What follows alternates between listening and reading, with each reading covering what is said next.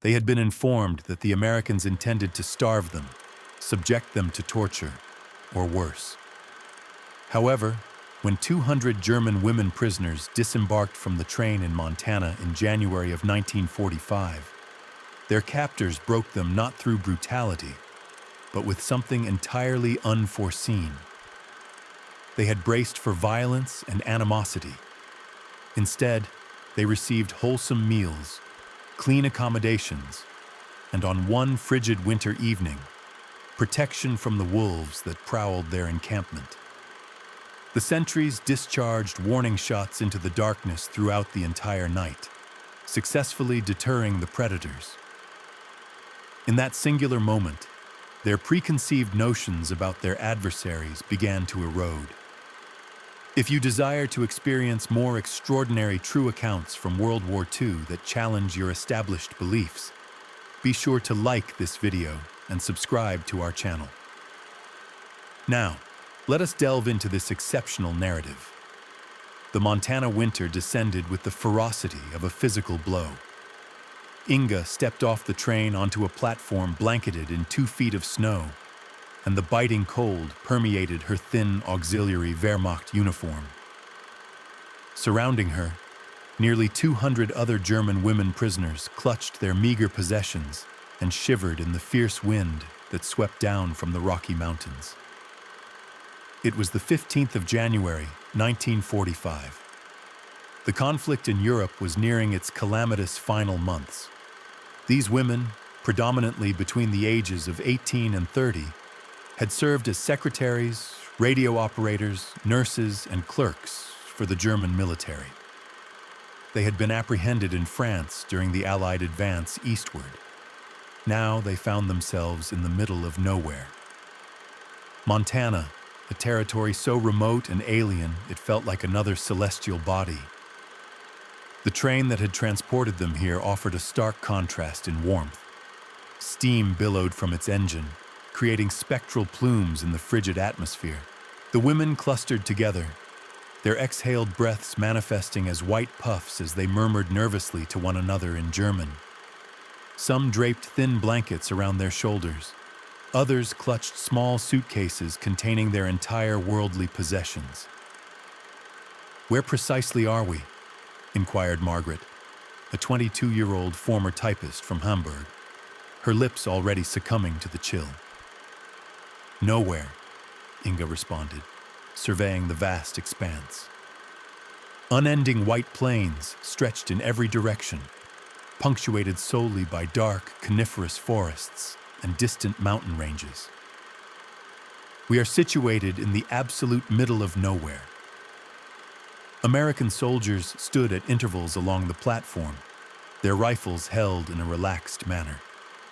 They were attired in substantial winter coats, fur-lined caps, and heavy footwear. The women observed that their weapons were not aimed. They were not shouting. They simply stood there, observing, their expressions devoid of either cruelty or kindness, merely watchful. An officer stepped forward, a tall man holding a clipboard. He spoke in heavily accented German, reciting from a prepared declaration. The women were to be conveyed to Camp Ellis, a prisoner of war installation situated 15 miles to the west. They would be provided sustenance, shelter, and treatment in accordance with the Geneva Convention. Their work assignments were slated to commence in 3 days. The women exchanged glances. The Geneva Convention. They had been led to believe that the Americans disregarded such protocols. They had been warned that capture equated to death or a fate more dire. Yet here stood this officer, speaking with deliberate slowness and precision, elucidating their rights. "It's a stratagem," whispered Anna Weber, a 26-year-old nurse who had tended to wounded soldiers in Normandy. "They desire us to relax before they enact their predetermined plan." Buses awaited beyond the platform, their engines idling, exhaust fumes ascending into the cold air. The women were segregated into groups of 30 and directed towards the vehicles. As Inga ascended the steps onto the bus, she was immediately enveloped by warmth. Heat emanated from vents along the floor. The seating, though showing signs of wear, was padded and clean. This simple comfort astonished her. For months, they had endured journeys in unheated freight cars and frigid military transports. Now, their captors were furnishing heated buses. It defied comprehension. The bus traversed the snow-laden roads with a steady rumble. Through the frosted windows, the women caught fleeting glimpses of Montana's winter landscape. Isolated farmhouses dotted the white expanse, smoke curling from their chimneys. Cattle congregated near barns for warmth. The scenery appeared remarkably serene, utterly untouched by conflict. No bomb craters, no incinerated structures, no displaced persons. "Observe this locale," Margaret whispered. "It is as if the war never occurred here." "Because it did not," Anna replied with a touch of bitterness. "While our cities were consumed by flames, they remained here, secure and warm." Yet, even as Anna spoke, a seed of doubt began to sprout within her. The America they had been indoctrinated to believe in was characterized by cruelty and barbarism. This place presented as neither cruel nor barbaric. It appeared ordinary, tranquil, and prosperous. Following approximately 40 minutes of travel, the buses entered through gates bearing the inscription Camp Ellis POW Facility. Guard towers stood sentinel at each corner, yet they seemed almost ornamental when contrasted with the stark efficiency of German installations. The perimeter fencing was robust, but not overtly menacing. The barrack structures were painted white and appeared meticulously maintained. As the women alighted from the buses, they perceived a sound that caused them to freeze. Emanating from beyond the fence, echoing through the surrounding forest, came a sound that sent a chill through their veins. It was a howl, protracted, mournful, and unmistakably wild. Subsequently, another howl answered it, followed by yet another. The American sergeant, observing the pallor that had overtaken the women's faces, offered a smile, though it was not without a touch of kindness. "Wolves," he stated in rudimentary German. "Numerous wolves reside here. They descend from the mountains during winter in search of sustenance." Inga felt a knot of apprehension tighten in her stomach. Wolves. They contended with wolves in this place, as if being imprisoned in a foreign land were not sufficiently daunting. They were now encompassed by wild creatures. However, there was no leisure to dwell on their predicament. The sergeant gestured towards a substantial edifice. Processing first, then sustenance, then repose.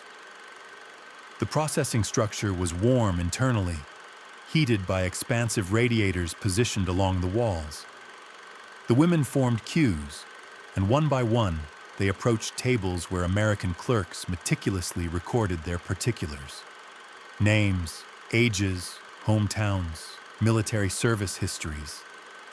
The clerks performed their duties with efficiency, but without harshness.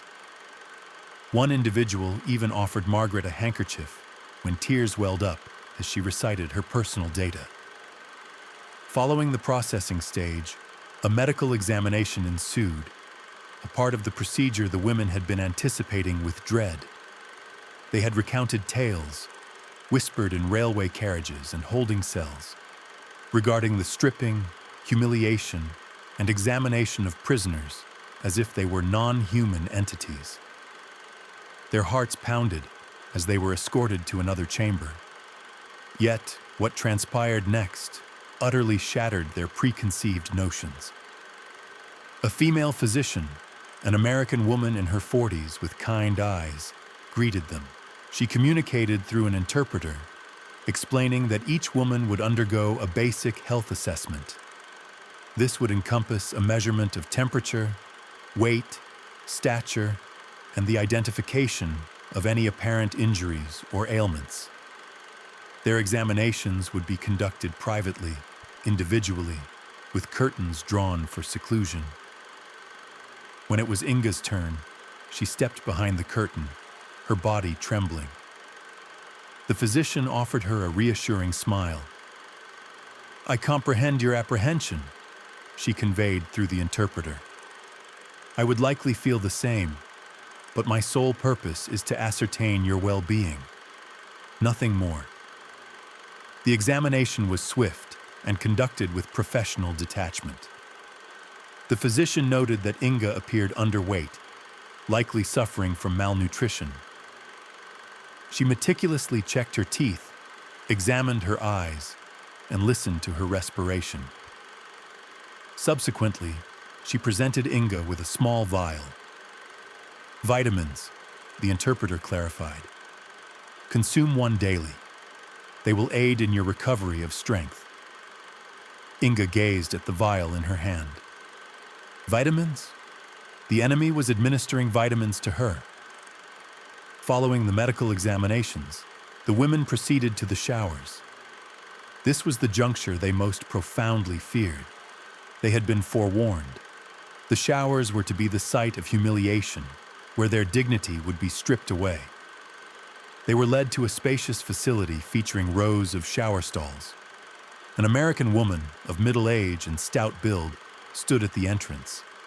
She explained, via the interpreter, that they would shower in groups of 10. Clean towels and soap were provided. Fresh garments would be awaiting their completion of the cleansing process. Inga was part of the third cohort. She and 9 other women entered the shower room, their hands quivering as they disrobed. The tiles were pristine white.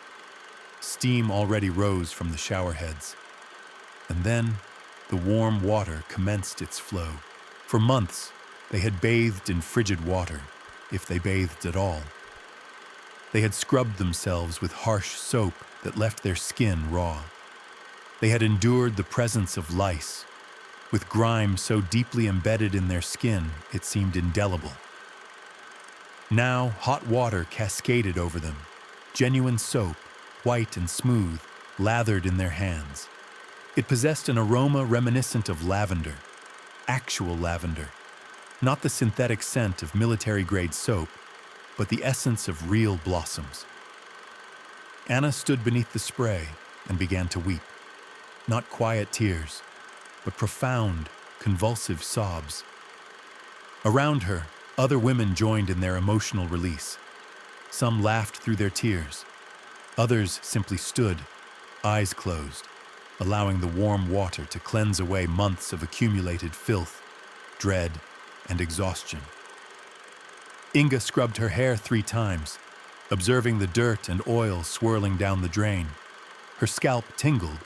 Her skin, flushed pink from the heat, felt clean for the very first time since prior to the war's commencement. Upon emerging, swathed in clean towels, fresh garments awaited them on benches. These were not uniforms, but simple cotton dresses and undergarments, woolen sweaters, thick socks. Everything was immaculate. Everything appeared whole. Margaret held up a dress, examining it with a sense of wonder. "This is new," she whispered. "They have provided us with new attire. Perhaps they are attempting to secure our compliance," Anna posited, though her voice lacked conviction. She held her own new dress, her fingers tracing the smooth texture of the fabric. After dressing, they were escorted to the mess hall. The aroma reached them before they even entered. Meat, genuine meat, cooking, bread fresh from the ovens, coffee. The mess hall was unpretentious but spotless. Long tables were accompanied by benches. American soldiers served food from behind a counter, and what food it was. Each woman received a metal tray. Upon it were placed 2 thick slices of bread, butter, a portion of roasted chicken, mashed potatoes with gravy, green beans, and a cup of coffee with real sugar and cream. Inga stared at her tray, She could not recall the last occasion she had witnessed such an abundance of food simultaneously. In Germany, rations had been progressively dwindling for years. By 1944, they subsisted on cabbage soup and coarse black bread that contained sawdust. Meat was a distant memory. The women sat at the tables, trays before them, yet no one commenced eating.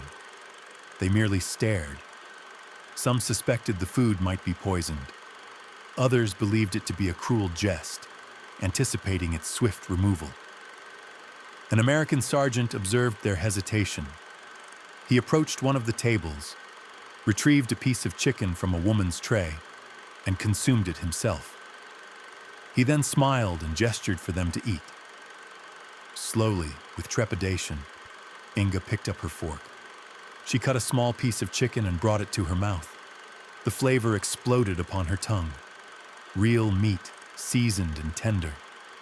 She chewed deliberately, tears coursing down her cheeks. Around her, a similar scene unfolded. Women wept as they ate.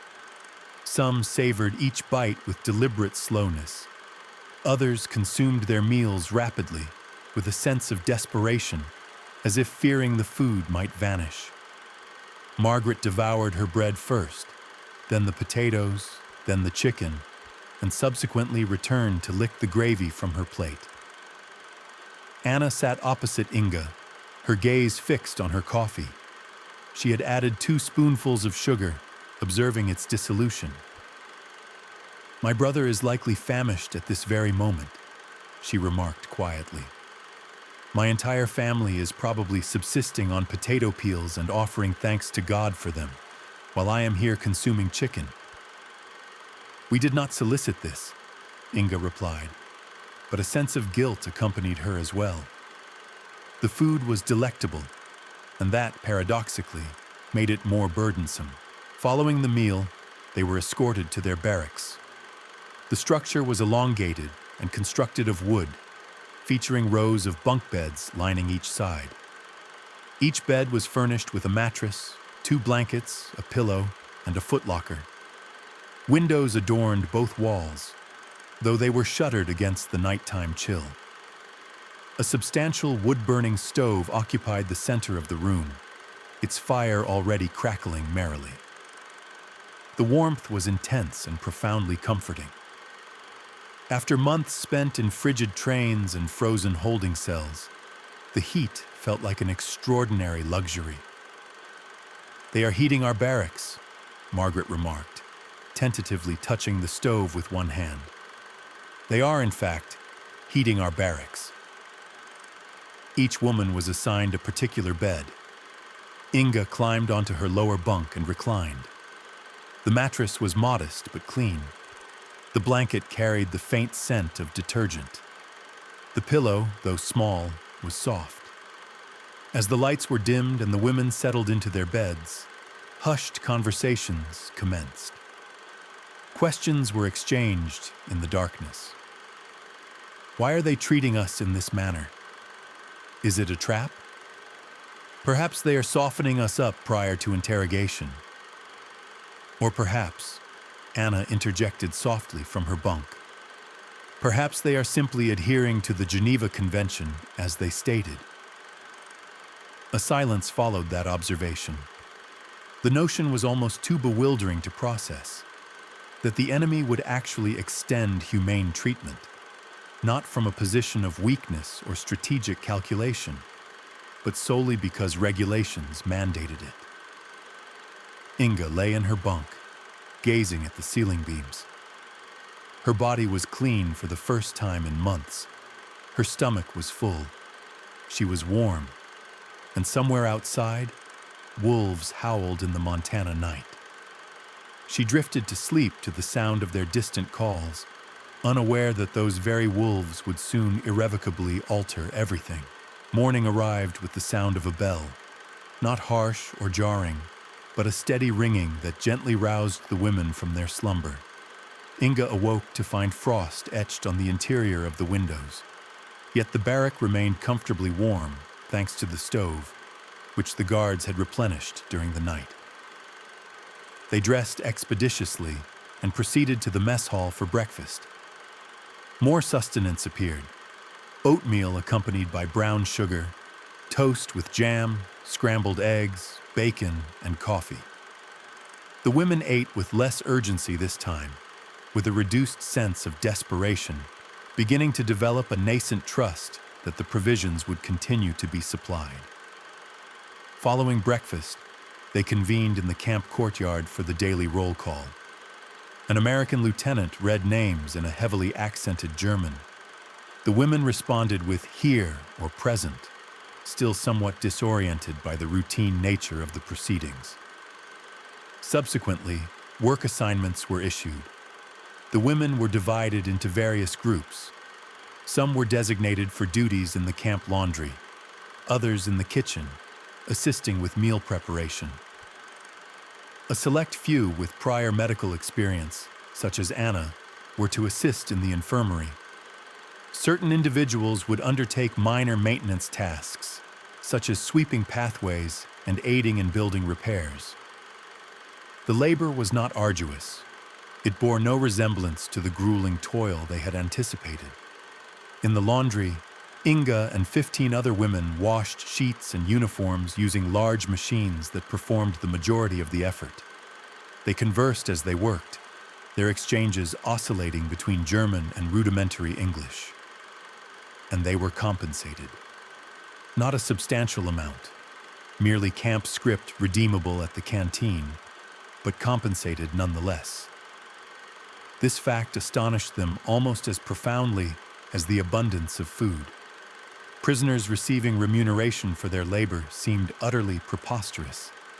The canteen itself constituted another revelation, a modest structure situated near the center of the camp, where prisoners could procure items using their script. Chocolate bars, cigarettes, stationery, stamps, combs, soap, small luxuries that rendered life more tolerable. Margaret expended her initial script on chocolate. She held the bar in her hand, gazing at it as if it were a sacred relic. "I have not had chocolate since prior to the war," she whispered. Yet, with comfort came an unwelcome guest: guilt. Every evening, the women composed letters to their families. They were permitted to dispatch one letter per week, although they had to exercise caution in their wording, as censors scrutinized every communication. Inga sat on her bunk one evening, her pencil poised above the paper. How could she convey the unvarnished truth to her mother? That she was warm and well-fed while her family likely shivered in a bomb-damaged apartment. That she had consumed chicken while they survived on meager rations. Instead, she penned, "I am safe. The Americans are treating us in accordance with the regulations. I think of you daily. I pray you are well." Generic phrases that revealed nothing, and yet everything. Letters from home also arrived, albeit sporadically. They painted a grim tableau of devastation. Cities lay in ruins, food was scarce, and civilians resided in cellars. The contrast with their own circumstances was stark and acutely painful. Anna received a letter from her younger sister. The paper was thin, the handwriting shaky. "We are hungry," her sister wrote. "Mother is trading her wedding ring for bread. The apartment has no windows. We have stuffed the empty frames with newspaper. I dream of butter." Anna read the letter 3 times, then carefully folded it and placed it beneath her pillow. That evening at dinner, she could barely bring herself to eat. The food that had previously seemed like a divine blessing now felt like a profound betrayal. The guards maintained their professional demeanor, but their interactions were not entirely devoid of warmth. Some made deliberate efforts to communicate with the prisoners. Sergeant Morrison, a man in his 30s from Iowa, began imparting basic English phrases during their breaks. "Good morning," he would enunciate slowly, and the women would echo him, their German accents pronounced but earnest. "Thank you. You are welcome. Please." simple words, yet they served to forge small conduits of communication. Morrison shared cigarettes with the women during their breaks, not in any inappropriate manner, but as a gesture of fundamental human decency. He displayed photographs of his farm in Iowa, his wife, his 2 children. "War is nonsensical," he remarked one day in his halting German. "You appear to be good individuals. I seem to be a good individual, yet war transforms us into adversaries." The women nodded in agreement. They understood that sentiment perfectly, but not all interactions were characterized by amiability. Certain guards maintained a detached distance, clearly uncomfortable with the prospect of fraternizing with enemy prisoners. Some local civilians, when prisoners were taken into town for specific work details, regarded them with overt hostility. The war, after all, was still raging. American soldiers were still succumbing to their wounds in Europe. One day, while working at a cannery in town, Inga overheard 2 American women conversing. "I care not if they are women," one declared. "They are still Nazis. My brother perished at Normandy because of them." "But look at them," the other responded. "They are merely girls. Frightened girls. Frightened girls who served Hitler." Inga kept her head bowed, working with increased speed. The comment stung because it held a kernel of truth. She had indeed served in the Wehrmacht. She had transcribed directives, filed documents, and assisted the very apparatus that initiated this conflict. The fact that she was merely following orders, merely attempting to survive, did not negate her actions. As the weeks progressed, the women's physical appearances underwent a transformation. They gained weight. Their complexions cleared. Their hair regained its luster. Some even began to appear younger, as if the stress and starvation of the war years had prematurely aged them. And now, proper nourishment was actively reversing the damage. This physical metamorphosis was almost unbearable to witness. Each morning, as Inga gazed into the small mirror in the bathroom, she saw a healthier version of herself emerging. It felt akin to a betrayal of everyone suffering back home. However, the most arduous aspect was not the pervasive guilt. It was the insidious, dawning realization that perhaps, just perhaps, everything they had been taught about the enemy was fundamentally flawed. The Americans were not monstrous beings. They adhered to established protocols. They treated prisoners with a basic level of dignity. They possessed laws and societal structures and an underlying conviction that even adversaries deserved humane treatment. This revelation profoundly unsettled the women's worldview. If the Americans were capable of such profound humanity, what did that imply about the propaganda they had been subjected to for years?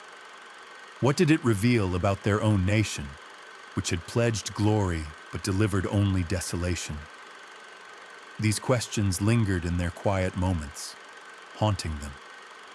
They whispered about them late into the night in the barracks, their voices hushed so as not to alert the guards.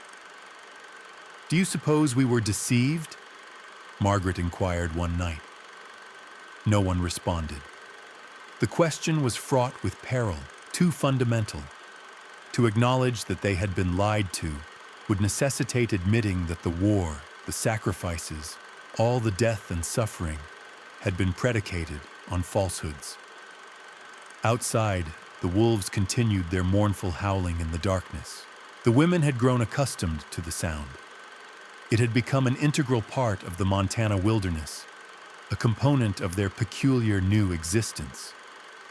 But that familiarity was on the verge of abrupt change. February ushered in a frigid spell that even the local inhabitants acknowledged as unusual.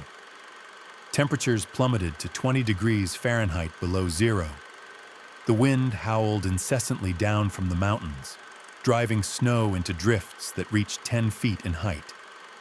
Inside the camp, The stoves burned continuously, yet even so, frost began to form on the interior surfaces of the windows. The presence of wolves intensified during harsh winter spells like the current one. Sustenance was a challenge in the depths of winter, and the encampment, with its discarded food scraps and insulated structures, served as a lure. In the mornings, so the women observed their tracks etched into the snow, forming a perimeter around the compound. Numerous large paw prints suggested a besieging force encircling their location. Anna had commenced documenting her experiences in a journal.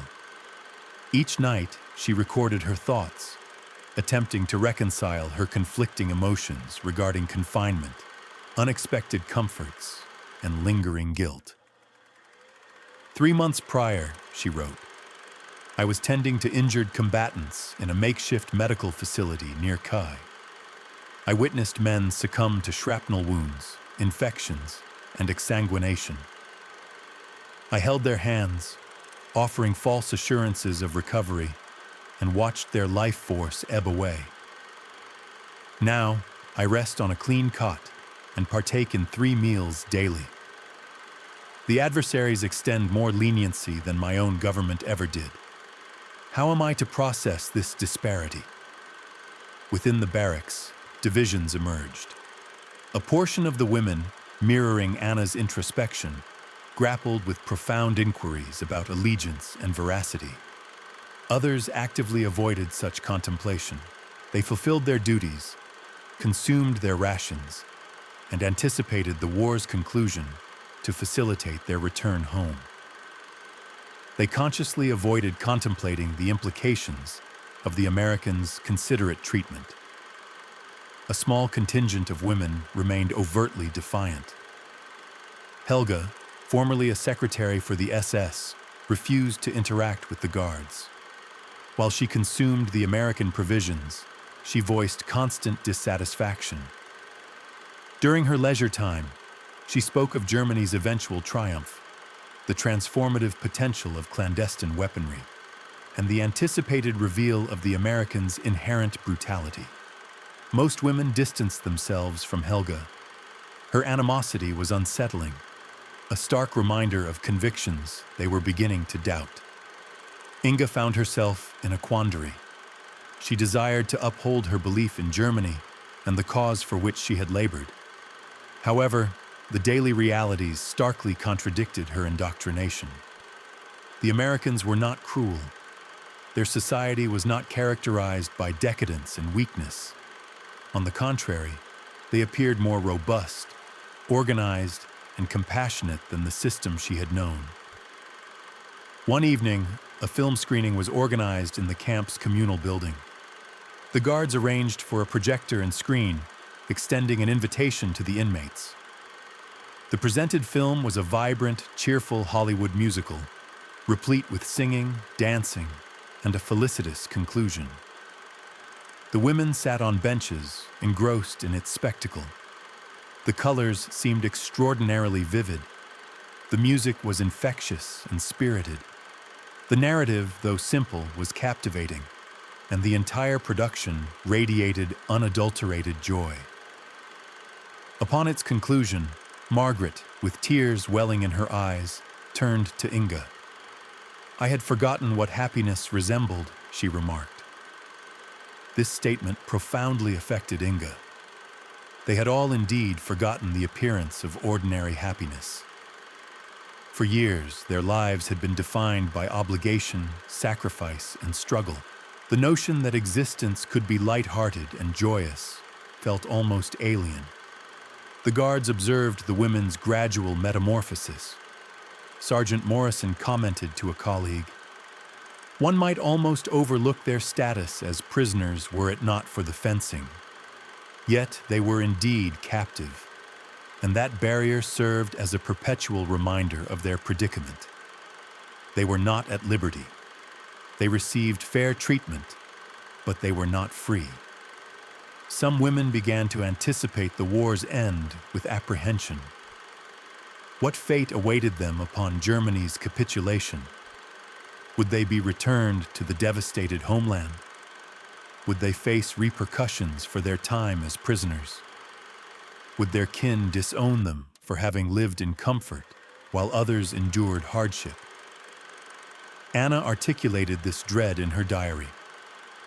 I am consumed by apprehension about returning home.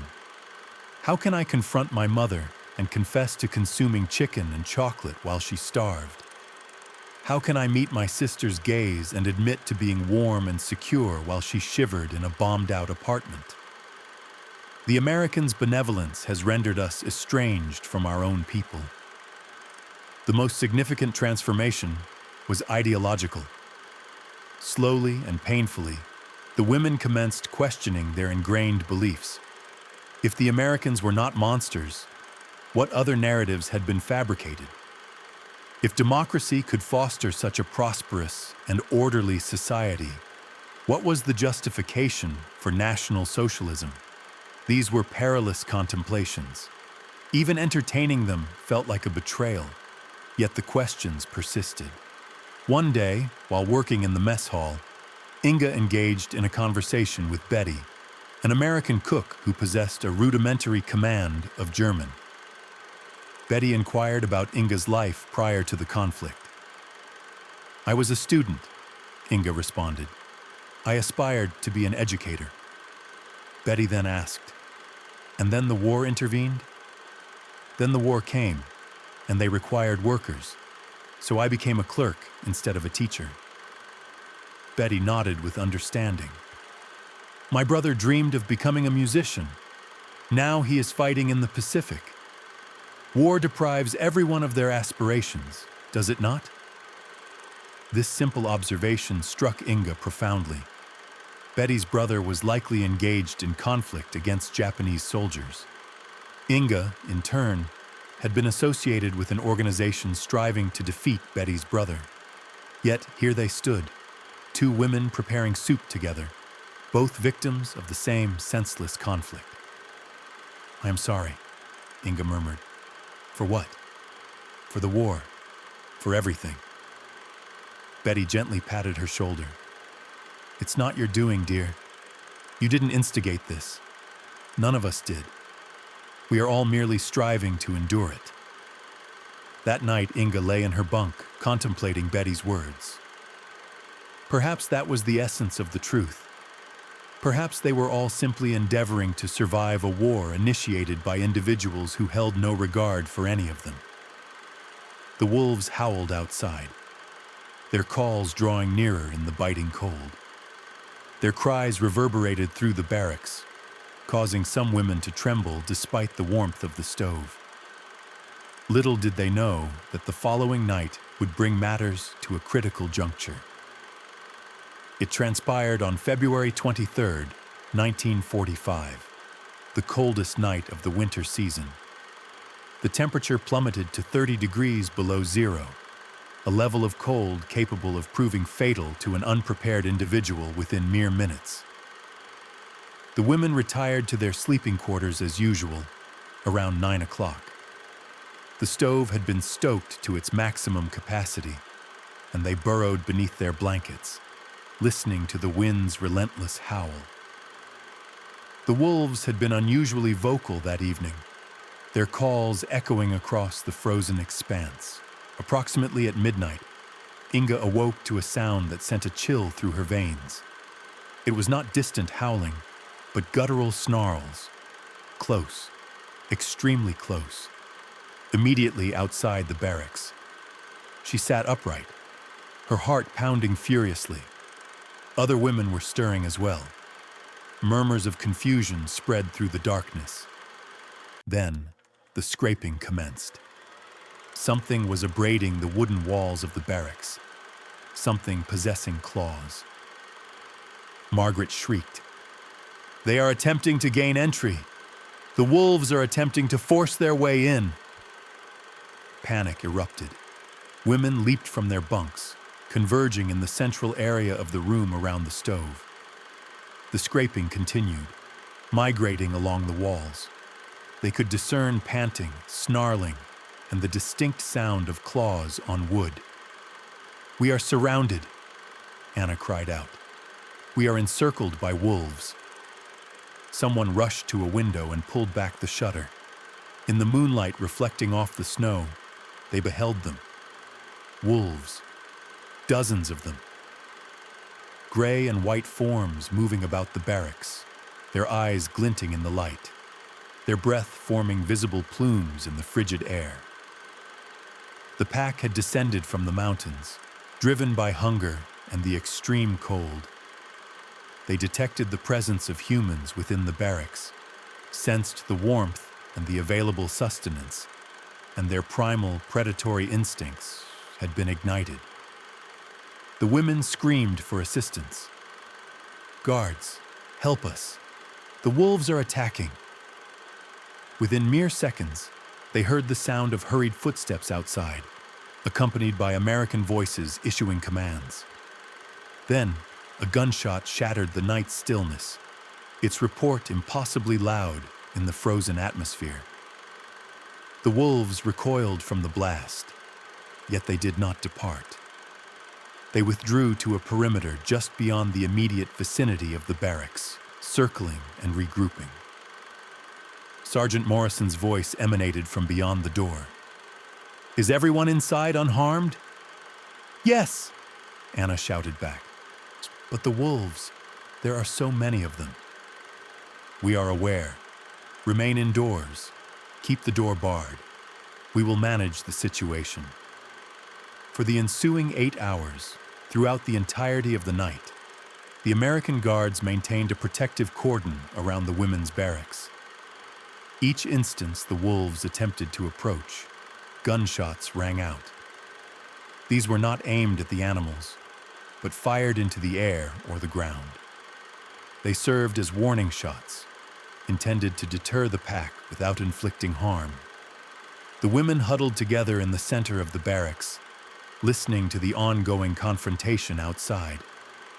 The incessant crackle of gunfire, the vociferous shouts in English, and the snarling and howling of frustrated wolves created a symphony of fear and protection throughout the night. Inga sat with her back pressed against the stove, Margaret clutching her arm. Through the thin walls, they could discern Morrison's voice, calm and resolute, orchestrating the guards. "Jenkins, secure the northern flank. Davis, cover the east. Continue firing warning shots. Do not permit them to approach within 30 yards of the building." Hours elapsed. The external temperature was lethal, yet the guards remained steadfast at their posts. Internally, the women listened and waited, gradually realizing with growing astonishment what was unfolding. Their captors were safeguarding them, not out of obligation, nor due to regulatory mandates, but because those guards genuinely wished for the women's well-being. Anna began to weep. "They could abandon us," she whispered. "It would be so easy to simply allow the wolves to carry out their actions. Who would even know? Who would care? We are the enemy. We served those who killed their friends, their brothers. Yet they are out there in the freezing cold, protecting us." Around 4 o'clock in the morning, Inga heard Morrison's voice again, closer to the barracks. "How are you holding up in there?" "We are frightened," Inga responded in her broken English. "I understand, but you are safe. I promise. We will not permit anything to happen to you. Simply remain inside and stay warm. Stay warm." Such a simple directive, yet it conveyed profound meaning. Not merely physical warmth, but the warmth of being sheltered, of being valued, of being regarded as human beings deserving of defense. Finally, as dawn broke, the wolves retreated. The rising sun and the unwavering presence of armed personnel had broken the pack's determination. They dissolved back into the forest, hungry and thwarted, but alive. The guards had not dispatched a single wolf. When Morrison opened the barrack door, his face was ruddy from the cold, his uniform dusted with snow. Behind him, Other guards appeared equally chilled and weary. "All clear now," he announced. "They have departed. You may relax." The women gazed at him. This man who had stood in 30 below zero temperatures all night, discharging warning shots, defending them. This enemy who was supposed to harbor animosity towards them. Inga stepped forward. In her hesitant English, she articulated, "Thank you. You saved us." Morrison offered a smile, weary yet sincere. "That is our duty, ma'am, ensuring your safety." "But why?" Anna inquired, also in English. We are the enemy." Morrison regarded her for a prolonged moment. "You are prisoners under our protection," he stated plainly. "That makes you our responsibility. And yes, there is a war ongoing. But you are still people. You did not request to be here. You did not initiate this conflict. You are simply attempting to survive it, just like the rest of us. So yes, we will protect you. That is what decent individuals do." He turned to depart, then paused. "Besides," he added with a faint smile, "regulations mandate it, the Geneva Convention and all that." But they all understood it transcended mere regulations. It was fundamental humanity. Following the guard's departure, the women remained in silence. The sun was ascending, casting hues of pink and gold across the snow-covered landscape. Wolf tracks were ubiquitous, encircling the barracks, tangible evidence of the peril they had narrowly averted. Helga, who had maintained her defiance for months, spoke first. Her voice was subdued, almost broken. "I was mistaken," she confessed, "about everything, about them, about us, about all of it." No one contradicted her, for they had all arrived at the same realization. The enemy they had been conditioned to despise had just risked their lives to shield them from wolves, thereby revealing a truth that shattered their fundamental understanding of the world. Subsequent to the wolf incident, a palpable shift occurred within the camp. The women no longer doubted the sincerity of the Americans' compassion. They knew it to be genuine, having witnessed its undeniable proof in the most dramatic fashion. The guards, for their part, never alluded to their vigil again. It was simply deemed part of their duties. However, the women remembered. They would never forget. In March, news reached the camp that the conflict in Europe was approaching its conclusion. Germany was in a state of collapse. Allied forces were advancing into the Reich's core. Hitler, entrenched in Berlin, issued increasingly desperate directives. The women absorbed these reports with a mixture of emotions. Relief that the suffering would soon cease. Apprehension regarding their return. Guilt for having survived in such relative comfort. Anna's diary entries from this period are imbued with anxiety. "What sort of Germany shall we return to?" she wrote. "Will Germany even exist? Will our families have survived?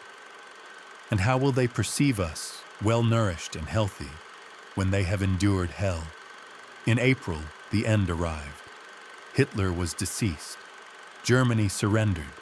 The war in Europe was concluded.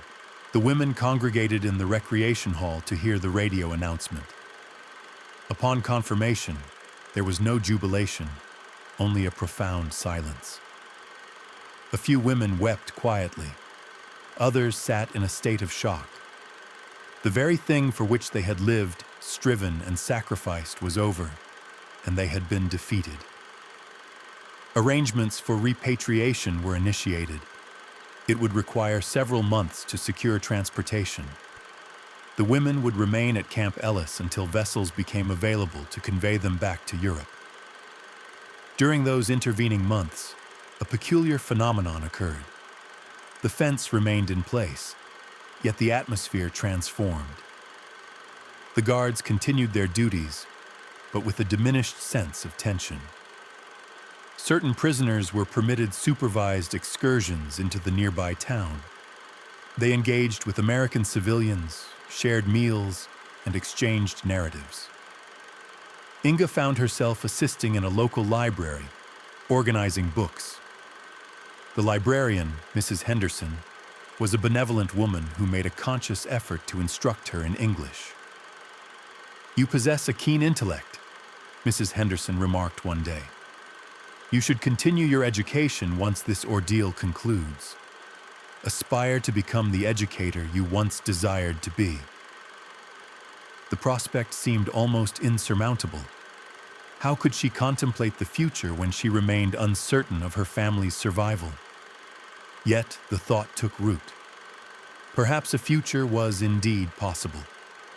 Perhaps life could resume its course after all. In August 1945, the inaugural group of women was scheduled for repatriation. Inga, Anna, and Margaret were all part of this contingent. They would depart from Montana, travel to New York, and subsequently board ships bound for Europe. The evening prior to their departure, Sergeant Morrison orchestrated a modest farewell gathering. It was an unpretentious affair, featuring only coffee and cookies in the recreation building. He extended his hand to each woman. Upon reaching Inga, he stated, "I trust you will find your family safe. I hope you construct a fulfilling life." "Thank you," Inga replied, her English considerably improved after months of practice. "For everything, for the kindness, for your protection, for demonstrating that adversaries can indeed be human." Morrison smiled. "That is the sole means by which we navigate these circumstances, ma'am. By remembering that we are all human, every single one of us." The following morning, the buses arrived. The women loaded their meager possessions, the few items they had acquired during their months in Montana. As they pulled away from Camp Ellis, many cast a final glance back at the place that had served as their dwelling, their confinement, and ultimately, the site where their perception of the world underwent a radical redefinition. The journey back to Europe was protracted and arduous. The women arrived in Bremen to discover a nation in ruins, cities devastated, families dispersed, and the future shrouded in uncertainty. However, they also arrived with something unexpected, a newfound understanding of what humanity could manifest, even amidst the depths of warfare. Inga eventually located her mother alive, residing amidst the rubble of Hamburg. The reunion was emotionally charged and complex. Her mother was taken aback by Inga's healthy appearance, and Inga struggled to articulate her time in captivity without conveying a sense of betrayal to her family's suffering. Yet, over time, she shared her experience, the sustenance, the warmth, the compassion, and particularly that night when American soldiers stood in the biting cold, discharging warning shots to safeguard German prisoners from wolves. Years later, upon finally achieving her goal of becoming a teacher, Inga recounted that night to her students, recounting how the enemy she had been taught to detest had shown her the true essence of humanity. The wolves, she would explain, were indifferent to political affiliations. They disregarded flags and nations. They merely perceived prey. But those American guards, they perceived people, individuals worthy of protection, despite our status as the enemy. That is the distinction between beasts and humans. Beasts operate on primal instinct. Humans possess the capacity for chosen kindness. Thus, the memory of that frigid February night, of warning shots reverberating through the darkness, of guards maintaining their watch until dawn, transcended a mere narrative of survival. It became irrefutable evidence that even in the heart of conflict, even between adversaries, humanity could endure. The wolves had encircled them with primal hunger and instinct. However, the guards had surrounded them with protection and deliberate choice. And that choice, that decision to protect rather than abandon, To recognize humanity rather than mere animosity made all the difference. This is the kind of narrative that merits remembrance. Stories that illuminate the zenith of human potential, even during the nadir of times. If this account resonated with you, kindly register your appreciation by clicking the like button and subscribing to our channel. We disseminate more extraordinary true accounts from World War II each week. Narratives that challenge our preconceptions and remind us of our inherent capabilities when we elect compassion over cruelty. Please share this video with someone who might benefit from its message. For in a world that frequently feels fractured, we all require affirmations that even adversaries once acknowledged each other's inherent humanity. And perhaps, just perhaps, we too can achieve this.